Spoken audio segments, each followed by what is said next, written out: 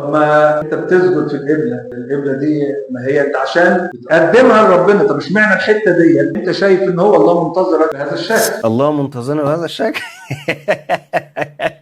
ايه اللي انتوا بتقولوه ده؟ الله منتظرك بهذا الشكل؟ ليه بتضحكوا الناس عليكم وتقلوا من نفسكم؟ بتتكلم في حاجه انت يعني انت لا فاهم لاهوت ولا فاهم في الاسلام حاجه. لا، ويقول لك انتوا بتسجدوا للقبله. مفيش حاجه اسمها بنسجد للقبله، هي ناحيه القبله بتاعتنا كده، مش بنسجد للقبله. لا، القبله هذا الاتجاه، القبله للكعبه. طيب الكعبه دي هدمت، هنفضل نصلي نفس القبله؟